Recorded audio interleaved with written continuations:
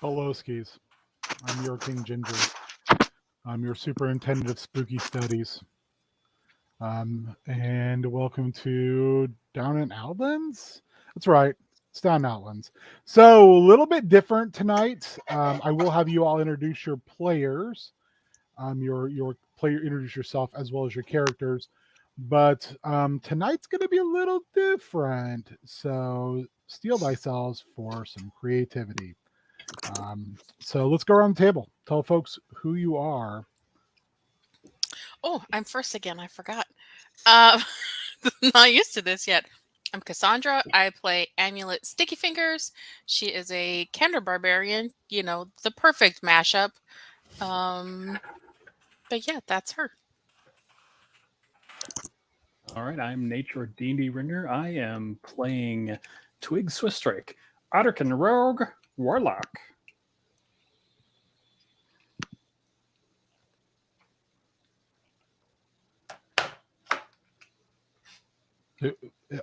Are we in a standoff? We're in a standoff. Who's going to break first? It's supposed to go clockwise. Oh, it is? Oh, Yep. okay. Who's going to be like, was fine, across I'll and do it. It's always been clockwise. I'm never in this spot on the clock. That's what I'm saying. It's weird, right? I'm used to being at 2 o'clock, 3 o'clock, not at like the 5. Mhm. Okay, whatever. Hi, I'm Shannon, and it's really freaking hot in Minneapolis. So if I look slightly damp, I apologize. I am currently playing human artificer Charity Momart, who is I don't even know where to start with what's going on with her, and also Nimblewright Savannah. Hi, I'm Warrior. I play Eric Montgomery, a Oath of Redemption Paladin. And I also play Echo, who's a Knoll Rune Knight fighter who's dead. So, who's living his best afterlife right now. He's winning the afterlife. He's winning the afterlife, as he always knew he would. Easy. So tonight we are going to be putting some group finishing touches on the Reflections Academy, which is kind of the next step in the main plot of Down in Outlands. So by doing that, I'm going to be enlisting my wonderful players. I did put together a course curriculum, which took far more time than I thought humanly possible, for something that I was literally making up. But I want to make sure that we have something that's pretty workable for everybody, and everybody has some things, some soups in the pot for cool stuff going on. So one thing too, I wanted to clarify exactly, well, what is this Reflections Academy and what are we going to be doing? So you all were able to choose 5 credits of classes out of that giant 11-page dumb document I made. And that lets you know who the teachers would be and kind of from their perspective what the classes would be like. I will tell you, being successful in a class will net you benefits. Being unsuccessful will hurt you stat-wise. Let's just leave it at that. But as always, Dungeons and Dragons, so there's always potential. There's always potential issues. So, first and foremost, I want everyone to, if they would be so kind, I would like you to tell me one at a time what your classes were that you have chosen to take. Would you like me to go first? You know what? I would. You're at the top of the pop, so. Okay. So, do you want us to talk about our primary school too? I do. I want you to know, tell me what your school is, and then we'll go from there. Okay. So, my primary school is going to be the School of Steel and Sphere, as if everyone's surprised. And I have chosen 4 classes. What? I know, right? Amulet. Okay, Hermione Granger with that. Amulet wanted to do everything. I can't even tell you. Just everything sounded great. So I'm going to be taking Inner Peace, a guide to focused rage. And you will eventually have to teach me how to say that instructor's name. I am also taking Knowing Your Place, Dragons and Everything Else. Practical Agility, a beginner's guide to not getting hit, because I get hit a lot. And the Survivor Series, first one, Making Enemies into Friends and or Food. Perfect. All right. Well, Twig will be taking the masks. Whoa, tough guy. Oh. Give me a second. Oh, but apparently I was too fast. I'm sorry. Hey, I'm spreadsheeting while this is going on. Oh, All right. I'm sorry. I could have. Did you want me to go slower and try? No, I got it. I got yours. That more. No, because I can honestly announce that Amulet is very upset that she doesn't have enough wisdom for the animal handling class. So that will definitely be something of her future focus. I would love to see her in an animal handling class with the low wisdom. Like, just I would love that. I mean, geez, Professor, sorry, I'm just so bummed out because I could be handling animals right now. I will say I'm probably going to try to find Bronson and see if I can audit the class. Like, can you put yourself on a wait list? Yeah. Can we do some side studies? Can we work out something here? If I turn in extra credit and show that I can have the class hamster for a day, will you let me join? Right? Oh, squirrel. Squirrels. Sorry, it's like right outside my window just staring at me. Oh, I thought that was an Amulet impression. No, I'm serious. I mean, it is. It's right there, like right in front of one of Cassandra's plants. They'd love to sit on the window and just stare at you from outside. Like, what's up? Sometimes Super they'll Spike freak out Shaggy. and crawl down. Good evening. Okay. Lay your classes on me, Twig Swift Strike. And your All right. school. Beautiful. Your school, Yes. yeah, your school. So primary school is Stealth and Song. First class is The Masks We Wear, The Art of Deceit and Deception, which is 2 credits. Twig is only taking 3 classes. He doesn't have a time turner or anything fancy like that, so he's not going to try to go crazy. Yep. Next on the list is Rigged from the Start, Helming a Spelljammer. So, he started learning that. He's going to have to build himself a Spelljammer, so he should probably learn a little more. And then finally, Traversing the Maze, the importance of mental health. He's really just kind of hoping he's going to find a Minotaur in that maze. Apparently, someone did not understand the wording of that class. I mean, I understood it. But Oh, honestly, there's no Minotaur in here? yeah, This is lame. Nate wants to take all the classes, but Twig not so much. I really appreciate that. I worked really hard on this. Like I said, It's really cool. It is incredibly well put together. I will also say I got wild help from our friends in the chat, in Shaggy, in Mitch, who's not here because Mitch runs Dave's stream Monday through Wednesday, and of course Super Spike. And of course Matt. We worked on this weekend and prep school, so all of you will be on my little founders thing of the school as well. That's awesome. Okay. Like a small who wants? mad props to you guys. Yeah. Who would like to go next? Well, I don't want to have a standoff because apparently it's supposed to be clockwise, so I'll go. I have to tell you, I've never been so excited to choose something and also felt FOMO because of the two. Like in the back of my mind, Charity's like, "Oh, come on! This is crap." So Savannah, this is very intriguing to her. Savannah feels like this is an opportunity to learn. So she will be joining the School of Steel and Sphere.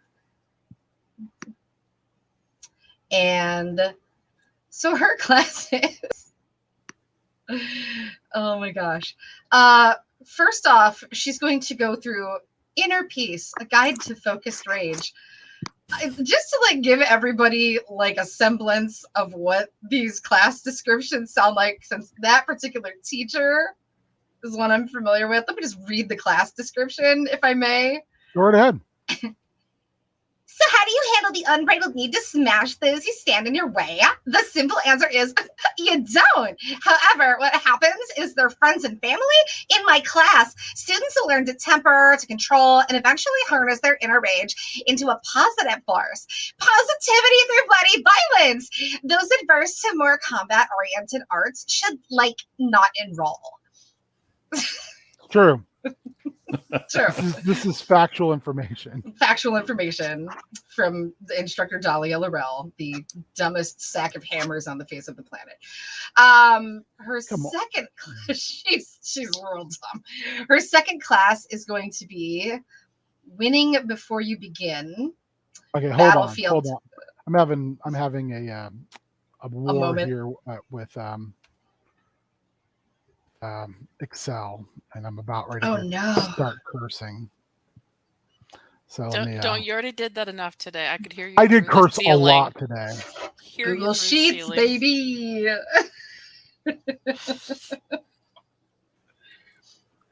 Let me know when you're done. Give me your first one again. I'm sorry. Oh no, it's okay. The first one is Inner Peace, a guide to focused rage. Class buddies. Class buddies, A. The second one is Winning Before You Begin, Battlefield Tactics.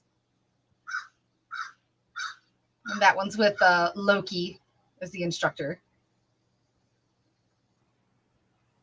All right. What could possibly go wrong there? And And then she had to do something different for her third class because she's trying really hard to understand people. This is all very new to her. So she will be taking, let me find it. Bad times don't last, bad people do. A guide to bad places and worse people. Because when you're in think that was a Shaggy one. it's very good. She doesn't understand people, so she's like, how do I gauge what is good and what is bad? This is confusing to me. I need help. Mhm. So she signed up for that one. Okay. And what did I just do? I closed a thing. Yeah, so that's it. Those are her classes. Okay, perfect. So that's 5 credits. All right. Eric Montgomery. Oh, Eric. Eric is taking a classes from a couple different schools. He is focused on the school of spell and spirits. Being a paladin, that makes sense. He's got spirit. Yes, he does. His first class is oral studies: how to make your words hurt and heal. Next up, conflict without combat: a guide to solving things without violence. And finally, he's got a class with Twig. He's taking traversing the mental maze: the importance of mental health. He's going through some stuff. He's in a bad way. He's like, yeah, mental health. That'll be good. That'll be good. Nothing like laying myself bare in front of an audience of strangers. It's true. We kind of diversified a lot. That was really great. Yeah, I'm very excited to see how this all, like I said, this will be interesting because it's doing things in a fashion that's going to be different. So the next thing, I have a couple questions on NPCs that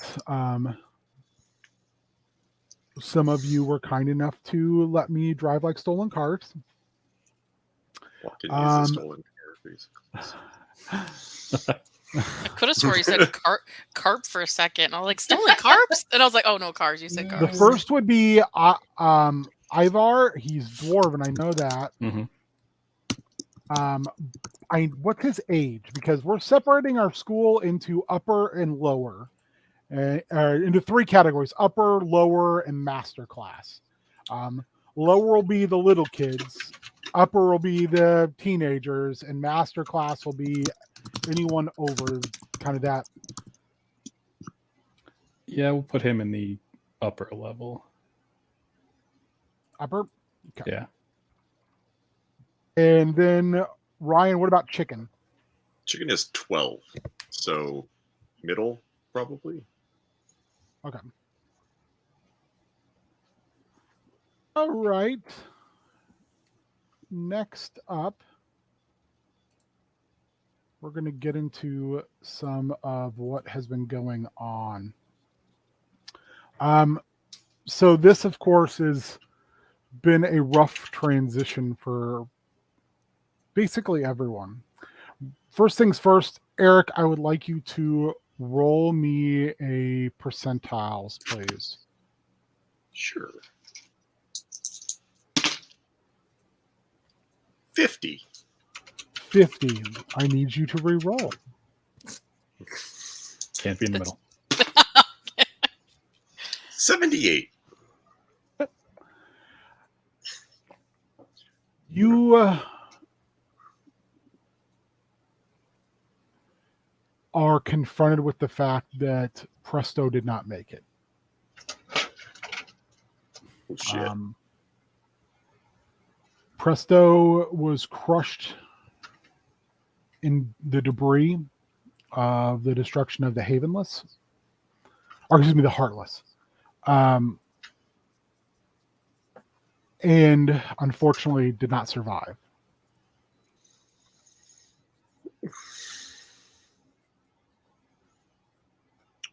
Oh. Well, shit. Uh, um, yeah, well, he'll probably soldier through as long as he can, just taking care of arrangements and things, um, rites and burials, and seeing if someone can plane shift him to Pasadena. So a good 48 hours goes by, and luckily one of the folks there is able to cast repose. And after about a week, Luminol finally tracks all of you down, and he comes and has a conversation with you. And I should say, they're not really, they're completely genderless now. They ask you if I could return your friend to the living, would that be something that they would want? I think so. He was really excited about leaving the realm and getting to travel places and see new things and hopefully get back home. So yeah, I think you got a lot to live for. It's not going to be like a weird zombie thing, though, is it? It's feels like these always have like some, some catches and some clauses and some, horrible reckonings that happen later. All tampering with the natural way is potentially chaotic. Okay. I cannot promise that your friend will return in the exact form that they left, but I can promise you I would not allow them to return as an abomination before the gods, as some sort of undead animal. Okay. If by some circumstance that was to happen, I would take the responsibility of destroying their physical form and ushering their soul onto another plane. Okay. I mean, he'd be like him, though, right? Like maybe a different body, but like his soul or whatever. Is soul a thing? Is that real? Magic's real. Are souls real? A soul is that is just a something thing. that they teach you on Saturday morning cartoons to That is a feel wonderful. better about the endless darkness that you face when you die? Or Oh, that is an actual thing. I spend a great majority of my time ushering souls to their afterlife. okay. Well, you seem like the best magnificent angel for the job, so let's do it. The one caveat I will need is you will need to give something to my deity in order for me to be able to do this.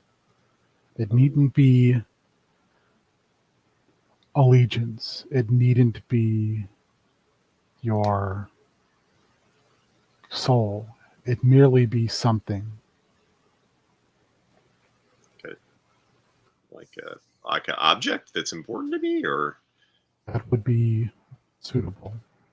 well, he is like, okay, and he runs back to his room and he picks up the few little shards of his shield that are left, and he brings them back. He's like, this shield saved a lot of lives, including mine, and it's very important to me, and it's done everything it can for me, and hopefully it can do something for my friend, and I hope your god will like it. It is an excellent gift you're bestowing. It is an act of sacrifice that is worthy of your friend. This will take me some time, but I will return your friend to you, Eric Montgomery. Thank you. You have my word. Thank you. It means a lot to me. I appreciate that. And then they basically turn into light and disappear.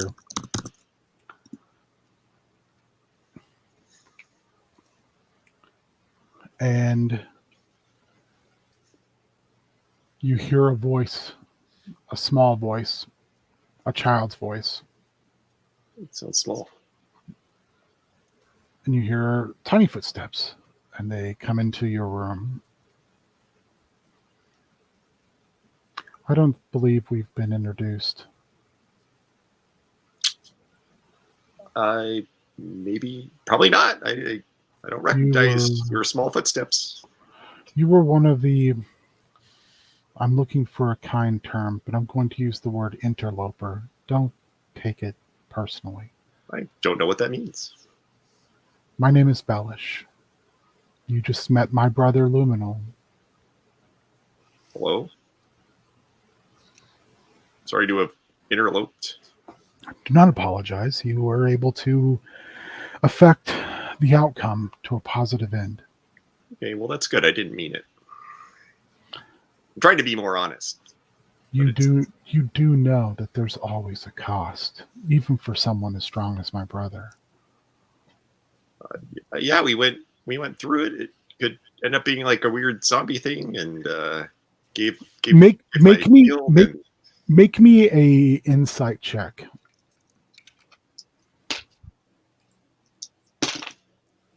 I rolled a natural 19. Okay. So it's 20 something. There is something unsettling about the way this 10-year-old talks and moves and looks at you. It doesn't. 26. Yeah, it doesn't feel right at all. With a 26, you also realize this child isn't breathing.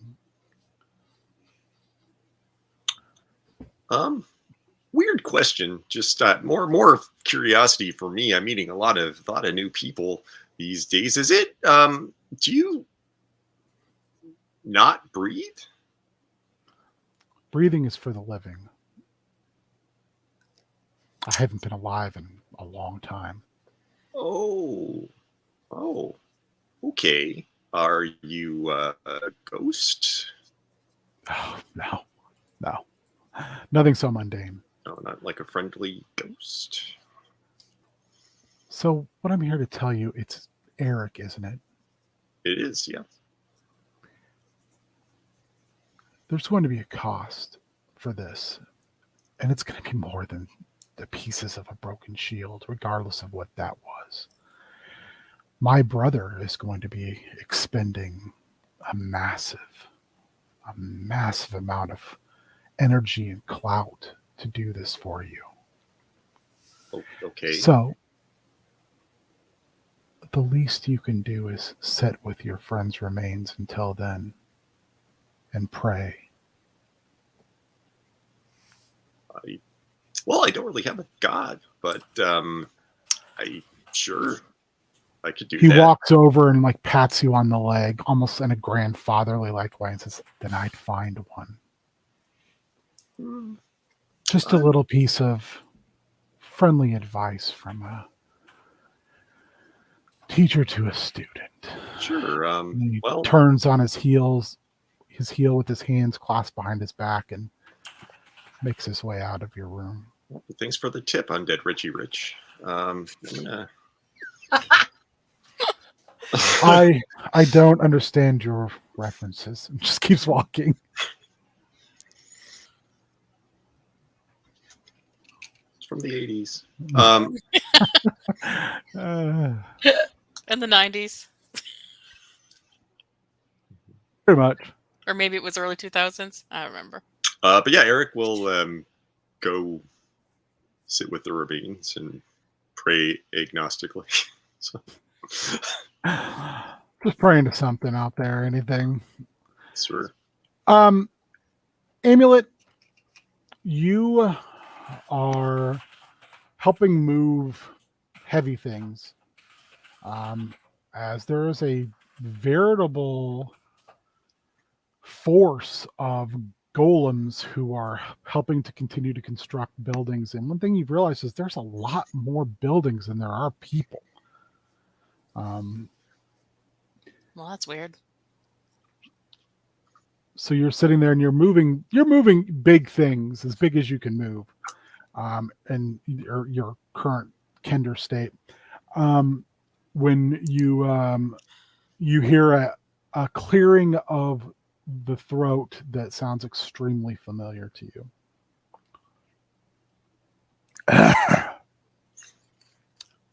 Turn around. Dresk is leaning against a wall and he's picking his fangs with a tiny piece of bone. She wants to see you. Right now? Well, yeah, right now. Can you help me move this last big piece real quick? No. But I have to move it before I can do anything else. Well, then I get a move on. What was it? You throw it and all the golems stop what they're doing and they turn and look and they go right back to doing what they were doing. Okay. Dresk kind of laughs and just says, "That's what I'm talking about." You head into a room and it's covered with dragon iconography, and there is a strange, large, like parchment out, and you see your sister Keska writing in Draconic upon it. Sit. I want to peek without her knowing I'm trying to read her stuff, even though I can't read. No, I can read Draconic. I can read Draconic. Trying to. You can try to read it. I'll be real casual about it, though. So, littlest sister, you stand living while other littlest sister is presumably deceased. Which one? The Why fact would you do that you have to ask No, why makes- would you bring makes that up? Tiamat so happy.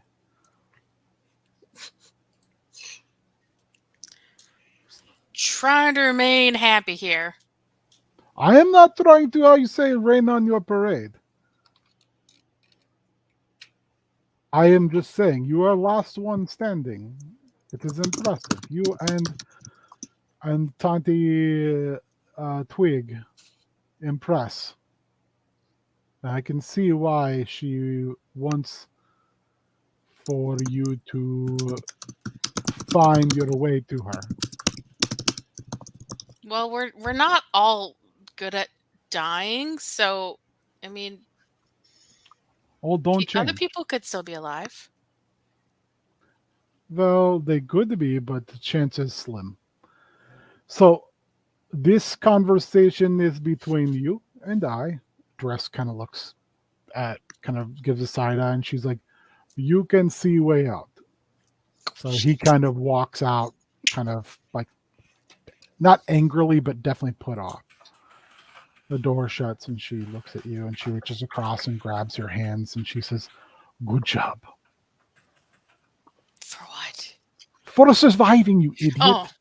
Well, I'm kind of good at that. I do okay with that. They'll keep up. Things will be slower now for a little while as we prepare for big to do. So, reason I call you in, besides just chit-chat, is they will be wanting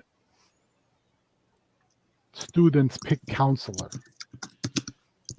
You will pick me. I will be your first pick. You're gonna be a counselor? I am only counselor because you are only student. Not by choice would I be dealing with little children. I have other duties I wish to attend to. Wait, so are you? How many kids do you have to counsel? Just I out do of not know curiosity. however many sister assigns, since she is Okay. now head mistress. Okay. What are you going to teach me? No, no teach. Oh. No. I'm not Counsel. going to... Oh. But doesn't that mean you're going to point me down the right path? There is only one path. Why you have such hard time knowing? Well, there's just a lot going on in the world. There's a lot to learn. There's a lot to see. You are, how you say, scatter. Always looking. Look over there, sandwich. Look over there, squirrel. Look over there, brother on ground, bleeding. Always looking, never listening. Oh, it's terrible. You need focus. You lack the focus. I'm really good at multitasking, though. Are you? I'm Are you? still alive. Defeated a That bunch does- of bad guys. Do you ever not realize invisible claw of fate is steering you towards destiny? But you choose to ignore. Oh no, lady, please. Not now. Must make stupid decisions. Maybe I'm As all steering the children invisible do. claw of fate.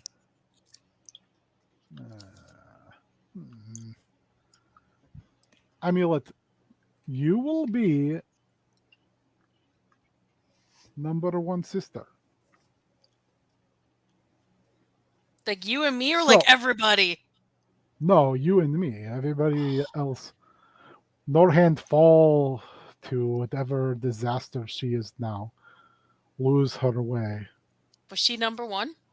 Is the spot She open? was, yeah, she was favorite sister. Now she is disgrace. Now she is cry herself constantly. Well, maybe I don't want to be number one. Has no loose backbone. Number one seems kind of terrible now. I don't think I want to be number one. No, number everybody. one is great. Number Ugh. one is best. You wish Well, to be number one. Number one, you and me. Number one, everybody. I don't know. No, I you are gotta think about it. Amulet. No choice. You are going to be number one. I choose you. Like letting dragon out of cage to fly free. I choose you. Okay. Do you understand? When you are asked who your counselor would be, you say, oh, Keska, number one sister. Okay. Do not disappoint. I won't. Also, family will be arriving in the next day. Do not let them change your focus. Whose family? Your family. Siblings? The, Okay. the birth family. No, the Kender who birthed you. My family's coming here? Yes. We cannot leave pieces on the board to be picked off. Did he not say he take everything? Yeah, but I didn't realize that means you guys were gonna bring them here. They don't like to stay in one spot. I don't know if they're like it Well, here. I don't know if you look around. Spot is sort of limited. Yeah, I don't know if they're gonna like it here. Oh crap. Best get over it. Oh, I better clean up my language then. Mom's coming. Alternative is possible demise. I mean, I don't want them to die, so yeah, I get it. But Then easy choice. Just like picking Keska as number one sister. definitely easiest choice. Yes. Okay, well, you can leave. Bye. Oh, let me see your pockets. Which ones? All of them. I have a lot of them. I know. Empty. No, it's my stuff. Empty pockets. Are you gonna keep it, or are you telling me to show you? I can show and tell. Empty pockets. She stands over you. Can I empty like 75% of my pockets without her knowing? Make me a deception check. Or a sleight of hand. I'll let you choose. I mean, obviously, I'm gonna sleight of hand this. I got hidden pockets. I got an 18. I'm okay with that. Yeah, she doesn't catch you catch you avoiding some pockets. Okay, so What do you have? Just give me a rough idea of what you pulled oh out of my your pocket. gosh. Just kind of, you don't have to, no magical items, just, Oh, for the I'm assuming non-magical that's- stuff, I got a piece of a dragon skull. I got some wood. I got some bone dice. I got purple ribbons. I loaned out my maracas. I don't have those. She reaches down, she grabs the purple ribbon, and she walks over to you. Okay. And she pulls your sleeve up, and she ties the purple ribbon around your bicep. And then she does the same thing to hers. Okay. See, you give me something, I make sure I give in return. Now you leave. You could have at least brought me sandwich. She sits back down. You open. I think I have a really, probably not good orange anymore. You gonna give it to her? Sure, if she wants it. Oh God.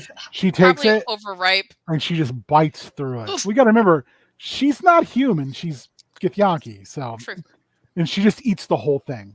Like That's- you notice the first time ever, like just how sharp her teeth are. It's a present from me to you. Is suitable. Okay. You Wait, go so- to open the door. So and she's got a dress ribbon on her arm, and do we Yep. have it on the same arm? Yep. Okay. You go to open the door, and Dresk almost falls through like he's been listening at the door. Did I see anything on the paper when I walked by? Yeah, you can make me a quick. You can make me a quick perception check. No, that's not that great. 11. All you can catch is the title because it's big and it says "The Malediction of Keska." Oh, that can't be good. Is she writing an autobiography? Twig, Swift Strike. Yeah, I feel like I've read that. You have read that because it's in the Dropbox. You are also visited.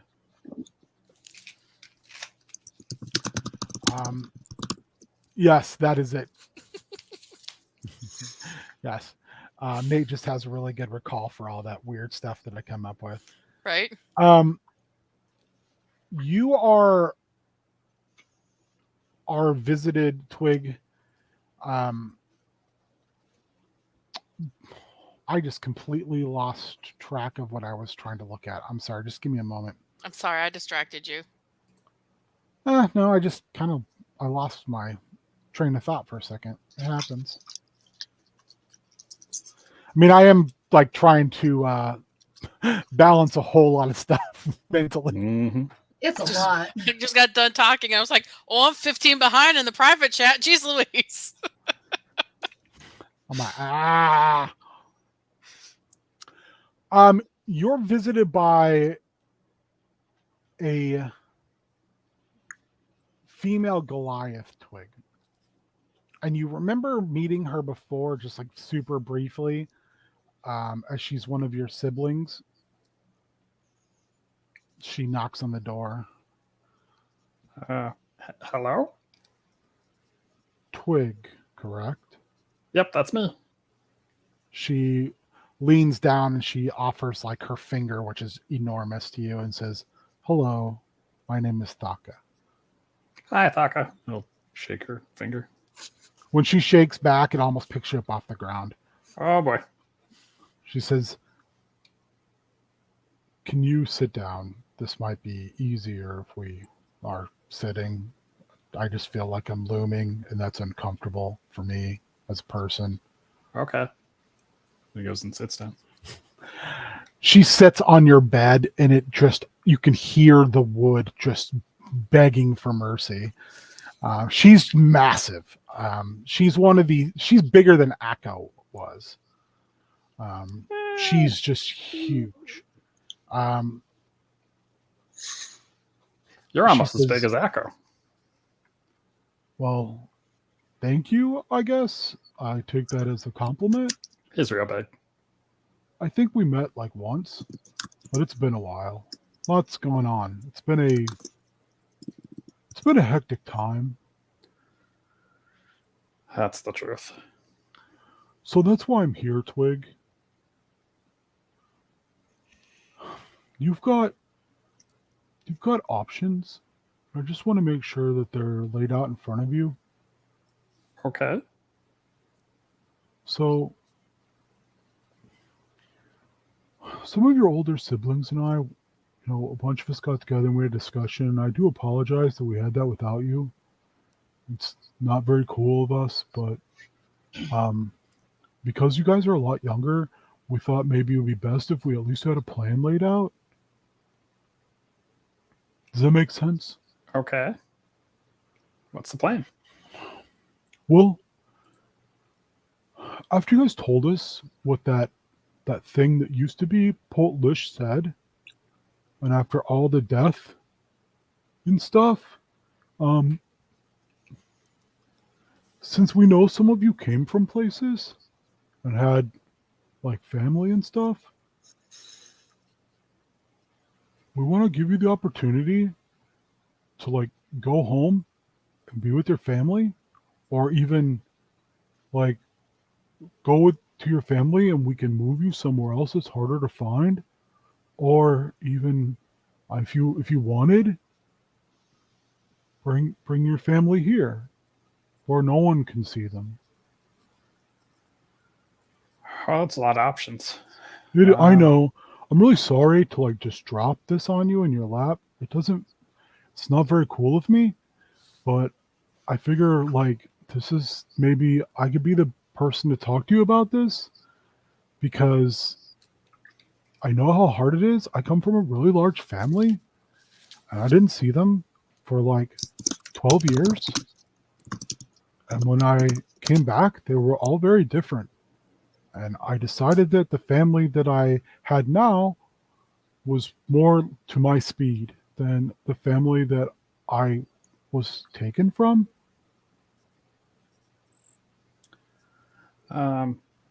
Will our old families be in trouble from Polt Lish and everybody else?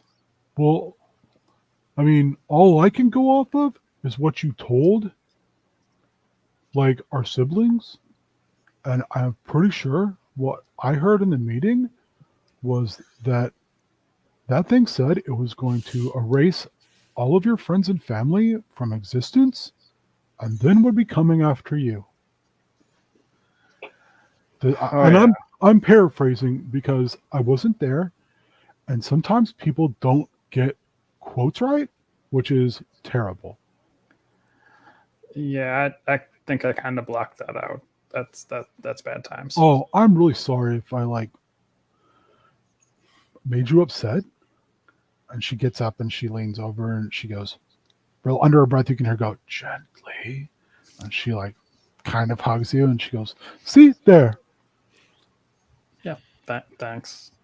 Well, you're very welcome. Oh, I think I'll have to think about that. I don't know. Well, don't no pressure, but don't think too long. Clock's ticking, and this thing, this guy, this Polt Lish thing, it seems like it moves pretty fast. And I mean, some of the others already kind of dispatched allies to scoop up your little sister, the Kender. I think her name's Amulet. Yep. To scoop up her family already. So, but I felt like that wasn't the best course of action because it did not take into account your feelings, your wants or desires as a person. I think that might be the best way to go, because if I go with them, I'll be leaving everyone here, but I don't know that I can protect them. Not just me. I think they need more of that. We could put you somewhere if you wanted to really not stay. And by somewhere, I mean somewhere good where this person probably couldn't find you, but we can't promise anything. But from what I understand about this place is nobody can find it. And there's like lakes and streams and stuff here, right? Yeah, it's weird. It just sort of makes it into what we need it to be. Like, I didn't meet the thing in the sky, but I heard it was pretty cool, and that this is kind of its doing and Auntie Valia's doing. Don't tell anyone, but not a fan. All right, that'll be our secret. Sounds good. I haven't met it either, but it's weird. Yeah, I don't get it, but it's okay. I don't get everything. I don't have to. Not my monkey, not my zoo. All right, so who's gonna go get my family? Well, that's why I came, because that would be my responsibility. And I don't want to scare them. I would be leading the party to go get them. And like, if I showed up at my door and said, "Hey, come with me if you want to live," I would be scared. So Yeah, I get that. So like, is there anything I can give them from you? Whether it's words or an object or anything that will let them know that my words are true, my intention is pure, and that what I'm doing is for their best interests. I don't have much from my old life. How long is it going to take? What if I just go? Well, the problem with that is it seems like this Polish thing guy has had the most contact with you and your sister Emulet. Yeah. So I think there's a worry that if you to leave this liminal space area, that you'll be like glowing bright beacons. All right, that's real bad. This thing must really hate you guys. I don't know everything. I have missed a few briefings because I've been doing other things, important things, but things away. And sometimes going through the spiral of doors is very, very disorienting. And I would recommend not doing it unless you have a very good and experienced guide. Yeah, that makes sense. Well, I suppose the only thing that I really have for my old life is this short sword that he'll kind of hold up. She puts her hands out, and you realize that she's trying to make it look bigger than it is, but it just looks like a toothpick. Sure. She goes, "Oh, wow, this is quite impressive. Does it have a scabbard? I don't want to nick it at all." Yeah, there you go. I got it from my dad. She gently puts it in there, and she opens a very like a leather pouch. It looks like it's actually made from rough animal skin, but it's been intricately interlaced with this very malleable and fine gold. And when she puts it in, she actually puts like her whole arm in there. Oh, that's a big bag. Well, I'm a big person, so generally I need a lot of room to store things. I have a lot of weapons. Really? I feel like you just need like your fists and you're good. Like you, because they're real big. Oh, no. You'd be surprised how many things maybe don't do well by being bludgeoned by a hammer. So you need like a spear. Or if they are a skeleton and spears are very ineffective because they're just all bones and you can't always get the best bead on them, that you would need an excellent club or the said hammer that I was speaking of before. Also, can I show you my favorite? Sure. She reaches in, she looks around, she picks up this chain and she just starts pulling it out. And every link looks to be made of a different metal. And they're all are intricately carved with glyphs. And at the end of it is what looks like a metal statue's head. What is that? A long time ago, when I was very small and young, my siblings and I, we got into a fight with this, and believe it or not, I struck the killing blow. I'm very excited right now. Sorry. Whew, I don't get to tell the story as often as I'd like. So, my brother Gox, he's deceased now.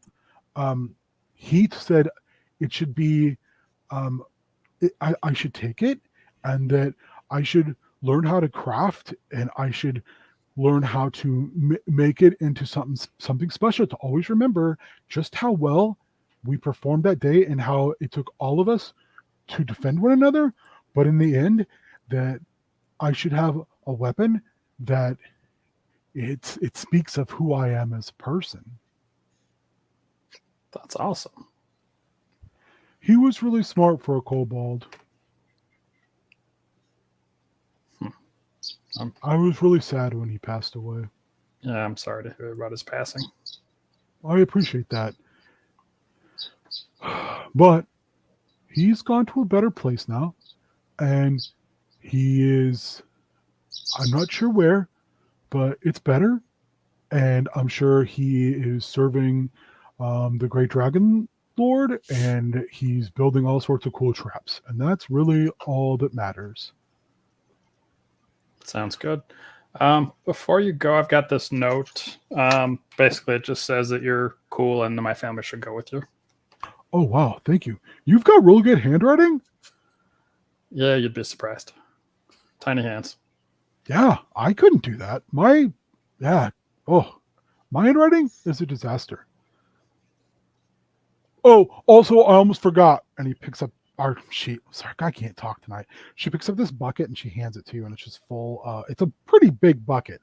Like, you probably can't lift this very well.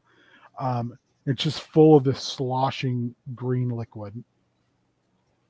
What's this? I think it's your friend. He discorporated. Okay. So I guess he's like healing right now. That's what I was told. But he's going to need some, and I don't fully understand this because I don't know the gentleman, but maybe some clothes to take over and use as structured space. I'm really not sure. Huh. I've never met a Shoth before. All right. Well, I'll see what I can find. In the meantime, I can read to him this book. Yeah, that'd be cool. You're a good brother, Twig. Thanks. You're pretty great. I'll make sure your family gets here. Is there anyone else you want me to grab while I'm there? I mean, to ask to come along while I'm there? No, I mean, just my family. Everybody else should be safe, right? Well, like, I don't know how big your family is, but I was just going to grab the immediate. But if you want, I can grab some other of your kin. Yeah, I mean, the tribe will be like, I don't know, 25. I mean, without my family, that they might have some problems. Maybe And we'll just bring them all. And they're all like your size, right? I mean, there's some that are bigger, but some are smaller. Perfect. So it evens out. Well, then you should probably tell Jabril that what kind of home your family would like, or your small tribe, and I'll get them back here safe and sound, and then you'll be reunited with them, and maybe then you'll introduce me. That's awesome. All right. Thank you. She puts out her big fist for a fist bump. All right. Hopefully she doesn't hurt me when I fist bump her. No, but you're like, my fist is the size of her fingernail. Right. And I kind of have to jump. Yeah. She's walking on. She says, stay cool. She just walks out. Hey, Ben. Yeah. I have to ask, what was your inspiration for her? I didn't have one. I just started talking and it just came out that way.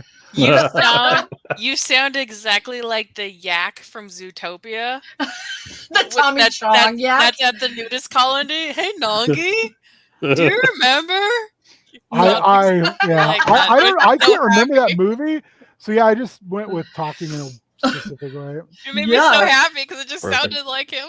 Yeah, you remember Nandi? Yeah, She used to come on like Thursdays, and he would always drive like a blue station wagon. Yeah, and had dice in the windows, real fresh. Oh, it made me so I don't happy. remember. I don't remember. So- Donkey. So back to now, well, getting to Savannah. Oh, Sorry, I love that movie. I love that one too. It's okay, you don't have to apologize. Yeah. Savannah, they have like a room that Miss Broom takes you to. And in it there are some people that you don't really know, but you kind of recognize by stories that Father used to tell you. There's a rhino-like person, and there's a small rhino-like person. There is a larger person dressed in like old tattered stuff that's kind of got plants growing out of it. Like it's been weaved together with like living plants in some spots. There is a very fancy person dressed in purples and pinks who is speaking obnoxiously loud. And then there is a woman in the corner. And there are two little beasties kind of running around her, like in a fashion that is odd to you.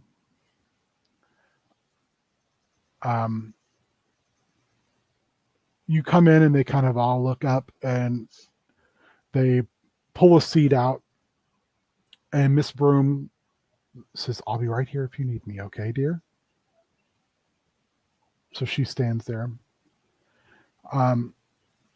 The large individual gets up and he kind of brushes the dirt and the dust down a little bit and says, "I guess I'll talk. Miss, my name is Edicus Finn. I knew your, well, I'm kind of having problems figuring out what I would call draught."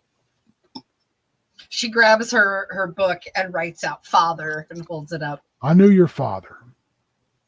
We served together on the Heartless." The man in the purple and pink robe gets up and is just walking around you, looking at you. Just puts his hands against your shoulder and he says, "Your father was smelly, and he was annoying, and he was loud, and did I mention annoying? But my gosh, did he make the best daughter. You are a wonder. My name is Jabril. Your father made many things, but you by far, my dear, are the best." when he was going through the whole like your father was smelly and blah blah blah blah blah blah blah, a side panel in her leg like clunked open, and then when he said "but," right, there's like a moment of silence after he speaks, and it just goes shunk. He looks around and he says, "Well, that's my introduction. I have many things to do up in the corridor. I don't know if you've noticed, but all the buildings going up, all of those golems, they're mine. And my boys need some added supervision for this much work." And he kind of stands himself straight and looks at you dead in the eyes. And he says, "I'm going to do this. So do not be offended." And he hugs you super tight. He says, I hope something pokes him really hard. He doesn't even care. He pulls back and you can see he's leaking from the face. And he says, "We've lost so much. But to know at least one good thing came out of this, that is enough for me to continue on. And Lord knows I have many things to continue on to do right now. And in fact, make all of our homes one of them. So to all of you, And you, Captain, I bid you adieu. Good night. And he swirls away, pulling his robe like a cloak in a very in a very overt manner, performative almost. She grabs kind of the corner of her cloak and like wipes off Father and just puts a big question mark and holds it like the can I just witness? Atticus scratches his facial hair, and you can see like crickets and things like moving around when he does it. Well, he's not always the most eloquent or kindest or smartest or cleanest or wealthiest. Y'all really don't know why we keep him around all the time, but we do. How much do you know about your father's, well, I don't know if he would have called us friends or not. Maybe work associates, at least allies, I would hope. She grabs her board, friends, and shows it. He kind of steps back, and you see him also like you think he's going to leak, but he doesn't. He kind of says, my job on the ship and your father's job on the ship didn't really have a lot of cross, but he did his job extremely well, and I probably wouldn't be alive 10 times over if it wasn't for him. So that means a lot. So the reason that I asked Ms. Broom to bring you here is so we could let you know that it would be our honor. And he looks over again to the person in the corner. Our honor. He kind of looks disapprovingly back. If you would consider us your family, adoptive as we may be, it would mean a lot to us. Because currently, to be honest, miss, we ain't going anywhere. We ain't got no boat. I don't think we have a captain anymore. So maybe it's time for some of us to put roots up. Or down. Whatever way your plant decides to grow, it's fine with me. She kind of like holds her board like nervously and then just like wipes family question mark, holds it up. Oh, well, that's a hard one.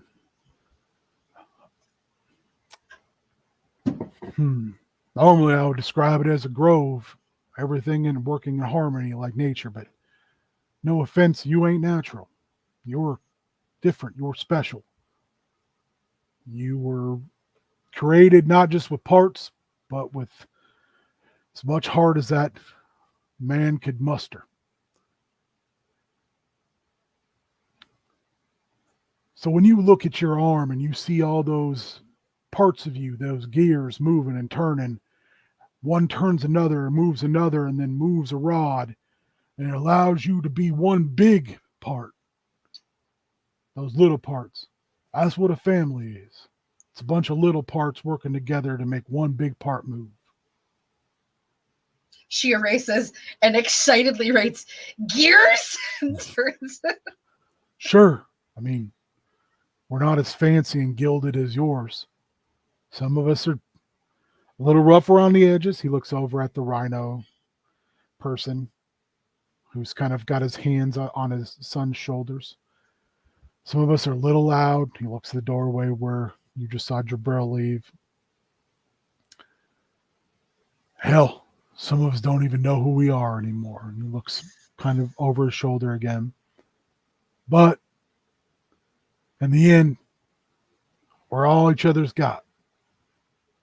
So I'll let you think on it, sleep on it a spell. When you decide, when or if, you just come talk to me. Sound like a deal? She nods. He takes his hand and he brushes it off so it's cleaner than it was, and he puts his hand out to you. Oh, she remembers this. She takes the hand and shakes. Oh, that's a hell of a grip you got there, lass. Don't tear it off. I'm going to need it later. Miss Broom, if you will. She walks over to you and she says, I think they're going to want some privacy now, dear.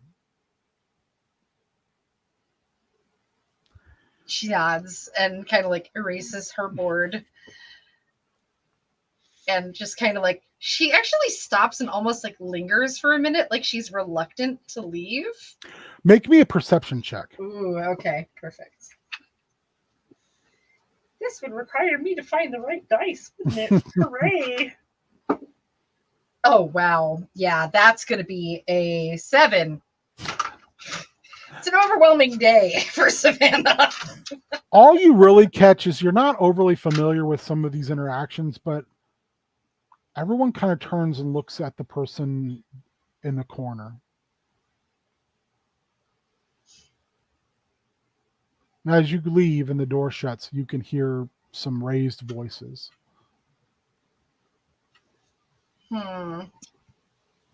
That's curious. Their volumes are very confusing. They should get that checked out. They really should. And you go back and Miss Broom brings you into a room, a larger room. There's people kind of coming in and out. And there is a thing there that is so bright, it's hard to even look at. It's in the shape of a person, but it's not a person as you know it. There's no blood. There's no liquid. It's just light. It's very confusing. That makes no sense. It's Energy source? It's floating off the ground about 4 feet now and kind of pointing some things out. And it turns its countenance and looks down. When you look at it, like there's a face there, but it's hard to see it because it's just so much moving light. And it says, Miss Broom, this one too? Does she have family we should be attending to? And She grabs her board as he's talking and excitedly writes gears with like 5 exclamation marks and shows it. He looks at you and then he looks at her and then he looks at you and he's like, I'm not sure I understand. And she says, I think her family might all be here. And then she looks at you and she covers her Warforged mouth for a minute. She says, gears. Pardon me, dear. And he goes, understandable. I'm off to grab the boy at the watchtower. Expect my imminent return. She raises her board really quick and writes energy source ? And shows it to Miss Broom. Miss Broom kind of hushes you for a second and then it leaves the room and she says, your friends? That's one of their brothers. That's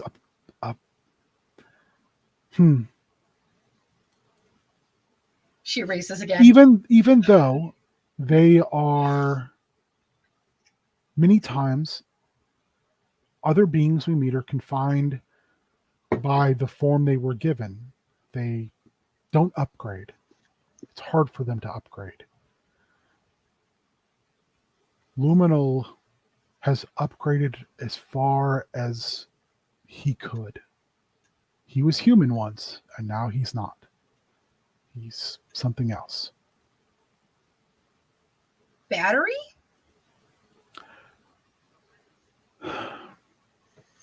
She kind of sits there and you can see her thinking. You can hear the clip of metal against her metal chin as her finger bangs against her chin. She says, that's an interesting question.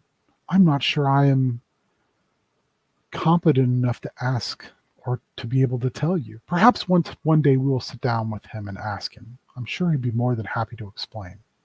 He's always very, very happy to explain about his faith.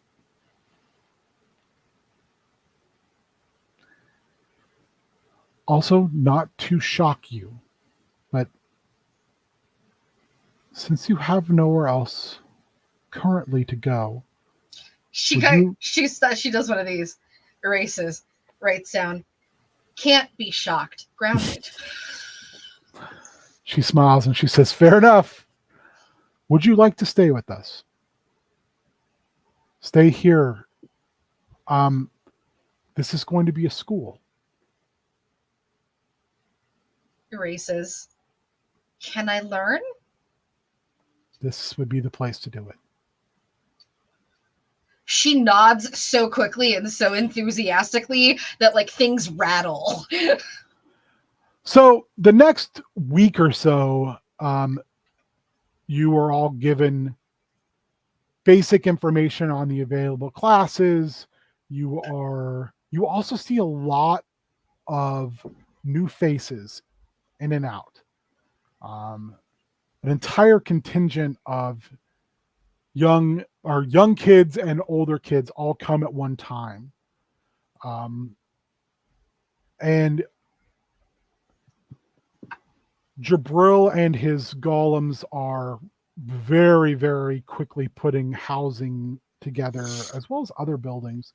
And because the golems don't rest, and there's a lot of them, they're able to get things done pretty quickly. Not to mention the sheer amount of magic users. About that week goes by. Eric, did you stay with Presto the whole time? Yeah. Okay. At the end of 7 days, Luminal returns. And he brings what some of you recognize as Victor, Charette, a small robed man with thick glasses and a very kind of weird demeanor, and a large figure wearing a massive, and by large I mean skinny but tall, wearing a like a plague doctor's helmet, but it's made out of like metals, like it's been patched together. And you can overhear. You know what? Roll me a we'll say a perception check, because you guys are all like getting together. I'm assuming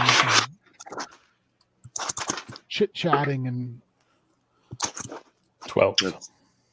12. 11. Okay.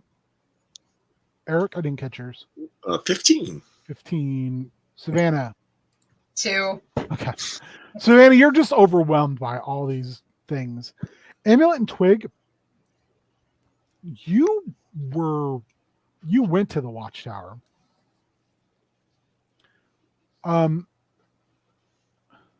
You don't recognize either of these two people with Victor. And while Victor looks better, he most certainly does not look great. Is he restrained? No. Okay. He has all of his hair cut off, though.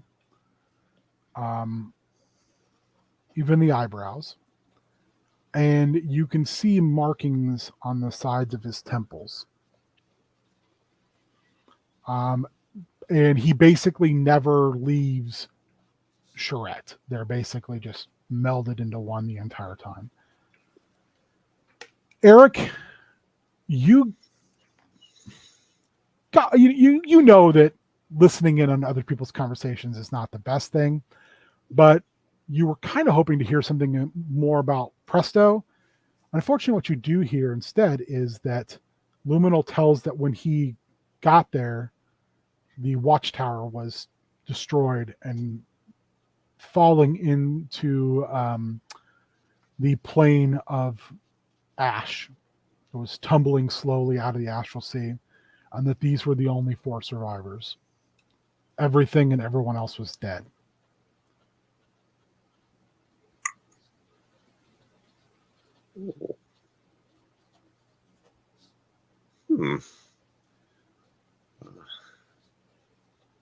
Well, he's just overhearing. I'm it, so sorry, he's clock tower wasn't it? It's not a watchtower. It's a clock tower. Duh. Meanwhile, Meanwhile, back at the Hall of Justice. Eric just kind of thinks on that. He doesn't want to interrupt or anything. So, Twig and Amulet, eventually they kind of steer Victor over to where you are. And he sits down beside you, but he just kind of stares blankly ahead. Hey, Victor. How you doing? How do I look like I'm doing, Twig? Do I I'm look not great. better now? I mean, you couldn't look worse. That's fair. I mean, than before. Now you look better. Did you at least keep my father's weapon?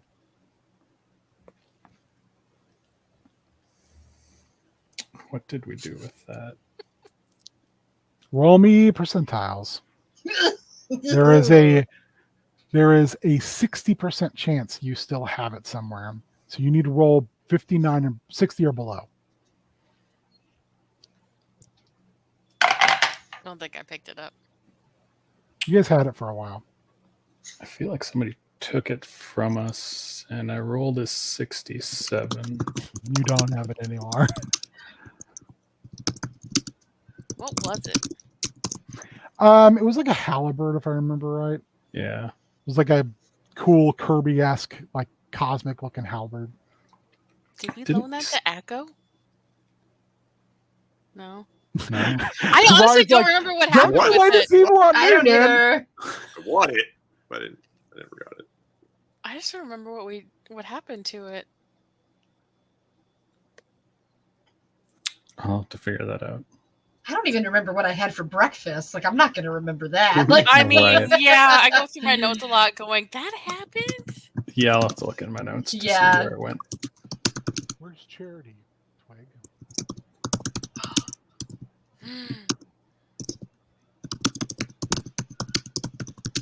You got real quiet. What?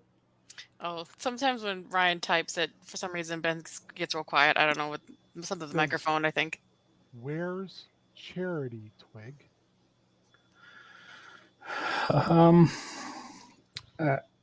I wish I knew.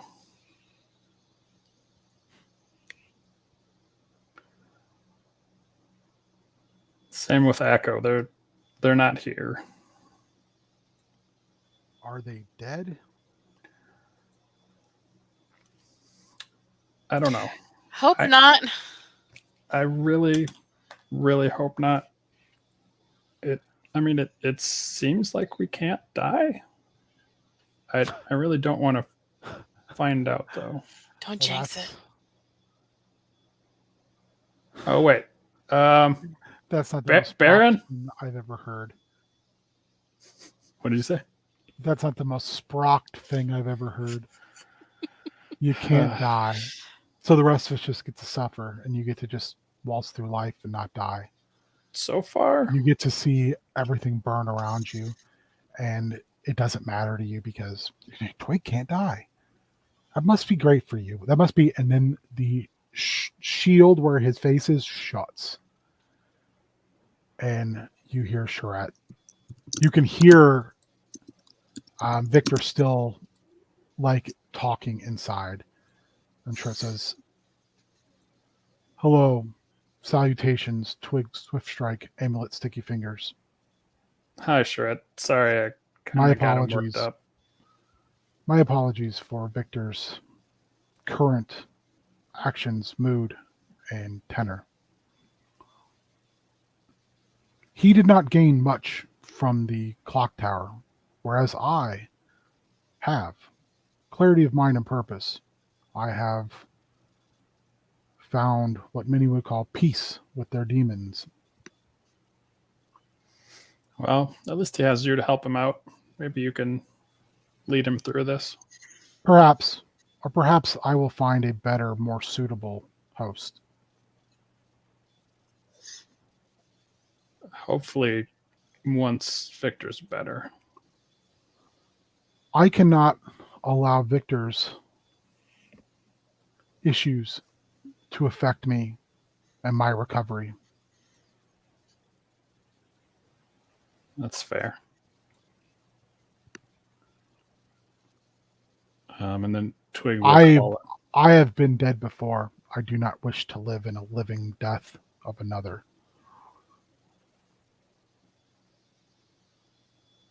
So he's mad at us, huh? Apologies, Amulet Sticky Fingers. Victor is mad at everything.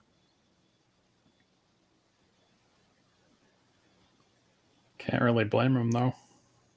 Is there anything we can do? I have thought long and hard on this subject. I would consult Victor, but I fear his judgment is impaired. I would say coming to terms and peace with the events that took place in the loss of his homeworld family and everything he knew and loved would be a good place to start. Perhaps traveling to his plane, putting his family to rest properly, coming to terms with his loss. I feel the madness that overtook him has subsided. And in the whole of that magical infection, the root of unsustainable grief and anger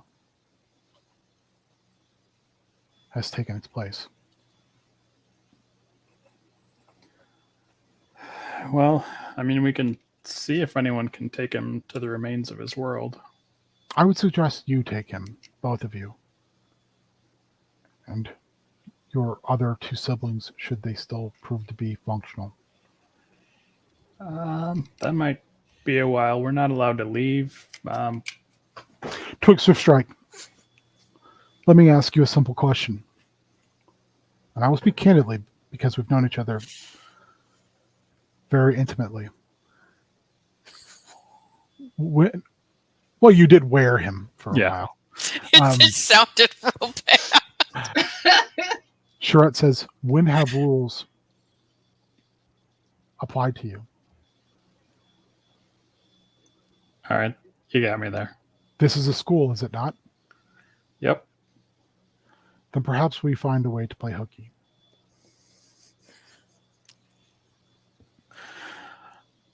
That's one way to go. It's not dangerous at all. Charette stands up, and you can see a little through him because he's still kind of ghostly, even in solid form. And you can see the form of Victor, and he's curled like into the fetal position. I must go and find a place of respite for Victor. My understanding is we will all have our own rooms now. You should be able to find us when you're ready. All right. Otherwise, we will, as is colloquially said, see you around. We'll be there. And they leave. Baron, are you around? No answer. All right. I'll have to try later. He'd know if Acco. Make me an Arcana check. All right. 7. You're not sure that he can reach you here. Yeah. Oh, hey, have we talked since, Baron? Do I even know who you're talking to? No, you're like, who the fuck is Baron? Twig, who are you talking to? Oh. Is what Victor has catching again? Oh, man. Amulet was so worried about this, she just disappeared. And now we've lost Amulet too? No! I'm the only one left. No, wait. Well, we'll come back to that when she comes back. Okay. Eric, you see Luminal standing alone for a moment. Oh, she's back. Let me let her in. Hello. Something happened with my webpage. I don't know. It was like, you should plug into the internet. It's better than Wi-Fi. And I was like, that shit's all the way downstairs. That's not happening. Sorry. Anyways. So you were asking Twig who Baron was? Yeah. I'm like, what's going on? Oh, yeah, here's my new buddy. When did you have time to find a new buddy? Oh, that was a while ago. Okay. I got yelled at by the old guy, and then he came and helped me out. Okay. Wait, so is this like a sibling, or? You could say he's a higher power. Yeah, that's it. Okay. I mean, I feel like we got to do some catching up. I feel like things have been happening. Yeah. So, Ben, do I get the feeling that I'm going to need to track down Poltlish again since he was on the list? He's still on the list if you look. Yeah, I didn't get to check him off. Okay. All right. Eric. Luminal standing there kind of just hovering. There's a lot going on. Do you want to engage? Like I said, it's been about 7 days. Eric will get as close as he can, as long as he's still considered with Presto. He's not really sure the boundaries and what includes, if there's like a physical and there's also like an emotional presence, or like exactly how it works. He's been sort of staying on the physical side just to be okay. Eric Montgomery. Hello? You look as if you haven't been eating or sleeping since we spoke last. Yeah, that's pretty accurate. Your little brother who doesn't breathe told me that I have to stay with Presto till you get back. So no one brought me food or said hello, which is a little alienating if I'm going to be honest. But it's a busy time. But maybe I don't know, get a guy some bread. Yeah, so I've been here. How are you? It sounds like maybe I didn't realize what this would take out of you when we talked before.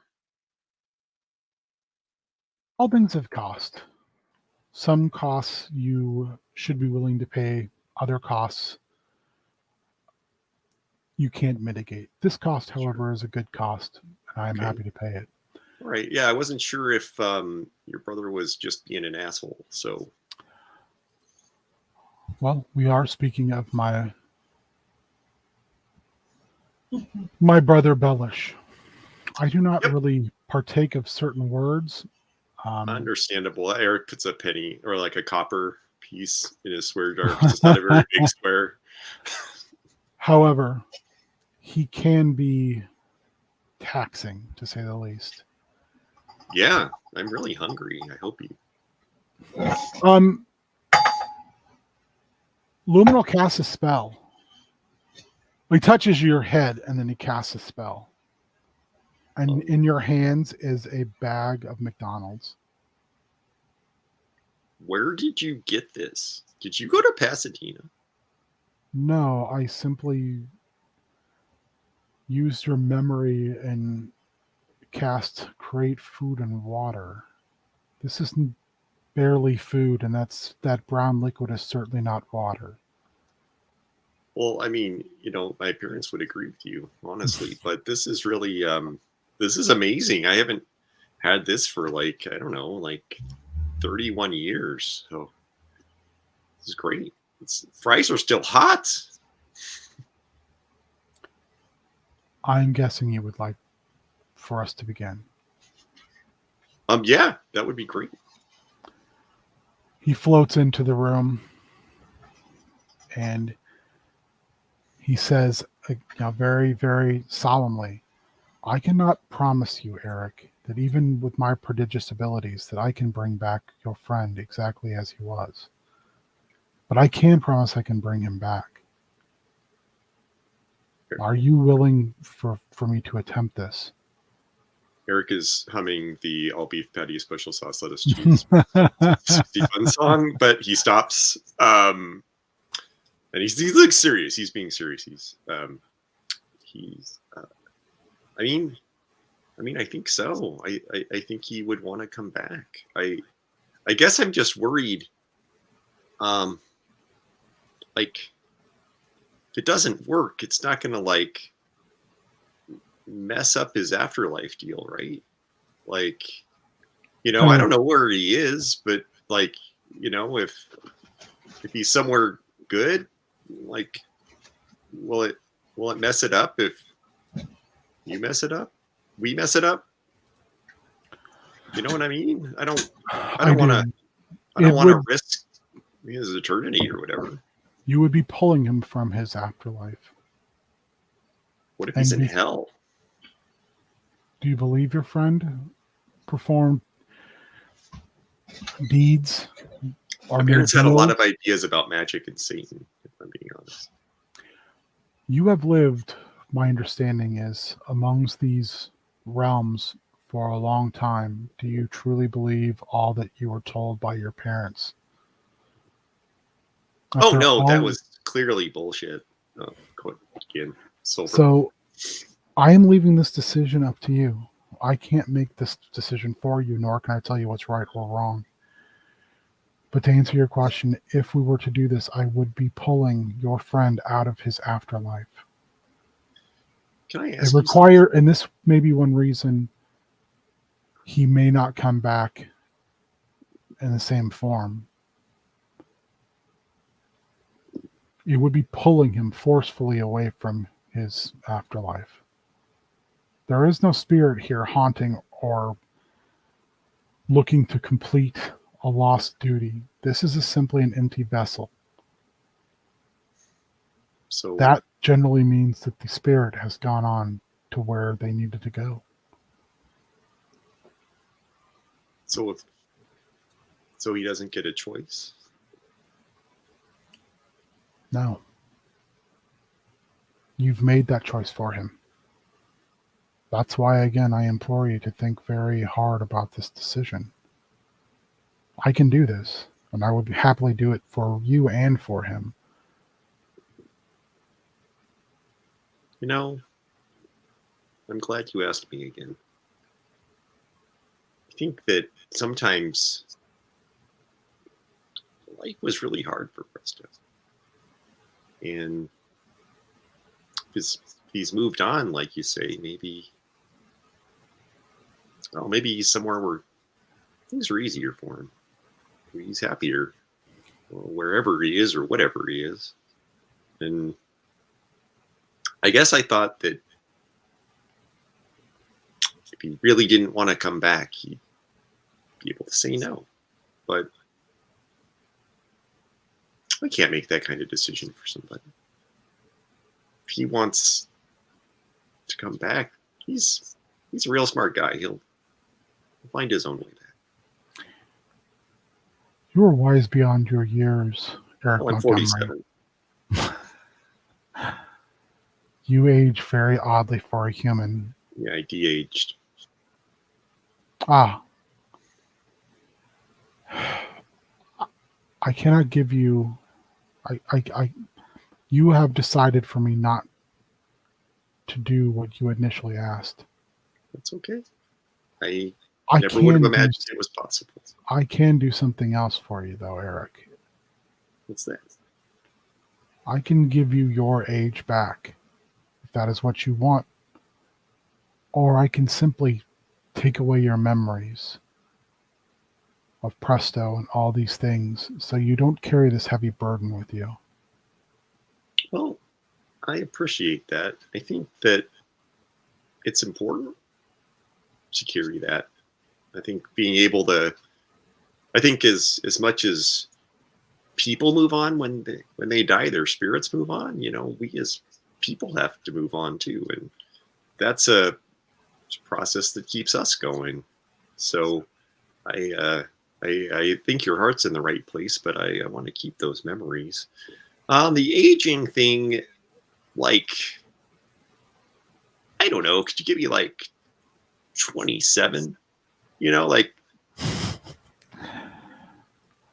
Luminal tilts his head. Like it's weird being a minor again. It's like my body forgot how to grow chest hair. It's weird. I've got this like sort of mustache, and I miss my He beard. reaches down and he says, "You're sure?" Yeah, 27 sounds great. His My hand name- goes right over your face, and he pulls it away, and you're 27. Hell yeah, this is great. Thank You you. are in your absolute prime at this point. Yeah, in my prime. Oh, my voice is better. This is finally, man. Whew. 23 couldn't come fast enough. You know what I'm saying? Eric Montgomery, I find you to be an interesting human. Thanks. Should you wish to converse further, he opens his hand and there's a ring that's just light. When I'm able, you would be able to contact me through this, and I would be able to manifest here and we could speak further. I'd love that. Thank you. Thanks for everything. Be well, be safe. He floats out and he turns his head just slightly and says, "Old man," and leaves. And you look through the doorway and a head peers out the side of it. And it's Old Man Kellick. What's up, Kelly? "You gave it away? Dude, what away? Youth?" I'm 27, buddy. I got my pubes back. It's wasted on the young. Well, You know he's dead, right? yeah, you told me. Presto, I Acco, know. they're I dead. know. I know. Kelly. What's the point of coming here what? then? What was the point of all this? To start over? Point was to start over. We didn't. No, I liked that kid. Presto? No, I did not like Presto. No, I know. I know. He reaches into his robe and he throws you a piece of green cloth. Oh, shit. Stole dead Presto's clothes. It's his hat. Okay. I I mean, know, thank but- you, but I don't know if it works anymore, but I certainly wasn't going to let it just fall by the wayside after I used it to save all of you. thank You're you welcome. for doing that. And to be honest, it never really worked. So, I Never just really feel like there was no reason for any of this. I don't know. I don't know if I agree with you on that, Kelly. I mean, you're a little bit younger, so that's good for you. And you're out of the realm, which you always wanted to be. And I'm so young enough to be disappointed, Eric. That's what I'm young enough for. disappointed in what? You're not in the realm anymore. You hated that place.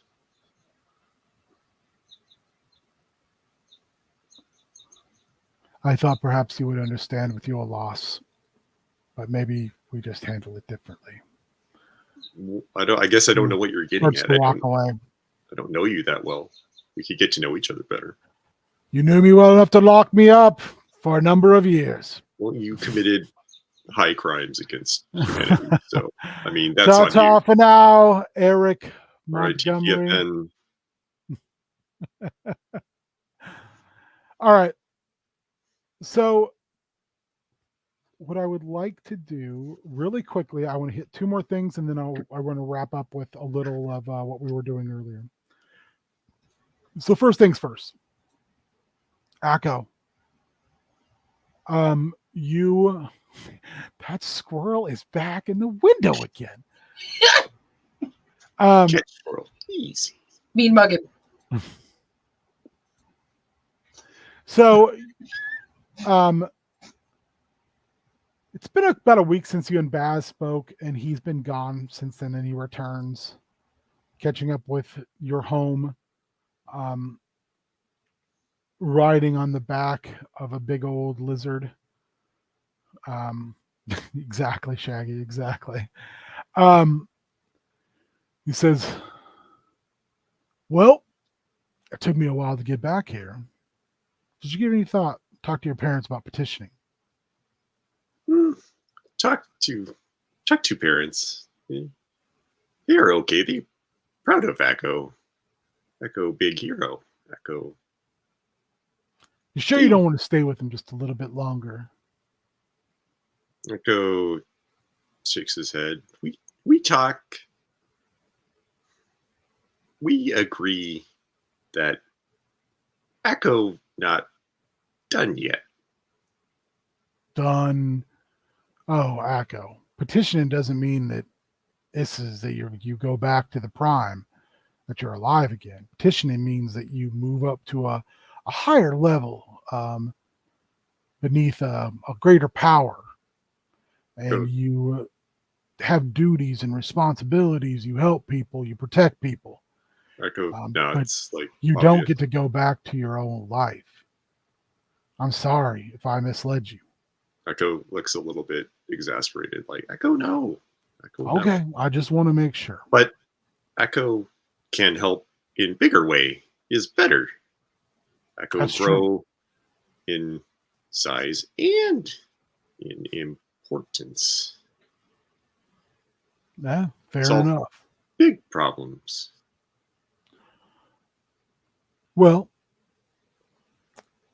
I've got a problem I'd like to see if you can solve. Let's look at it as a that squirrel is literally still there, like just right there in the window, just like walking around in the new mulch, just like turning around looking at me like, look what I'm doing in your mulch. Suck it. Echo draws his bow and just takes out a squirrel. Just all the way across the multiverses. Yeah. It's a squirrel. he hit the upper No, part. he says, well, I think this is a time for a little test. Maybe we'll call it a test of fate. Of your faith and your willingness. Goes it's like bring it on. Bring on. He looks up and you see it on the land and the sky.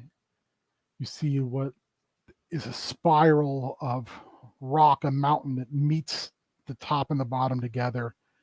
And on the bottom, on the top, there is a massive cave where the mountain meets the ground. So what we've got up there is a what you'd call a nature spirit.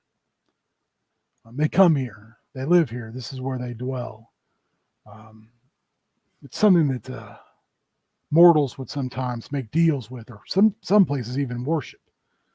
We've got one that's been a little feisty of late.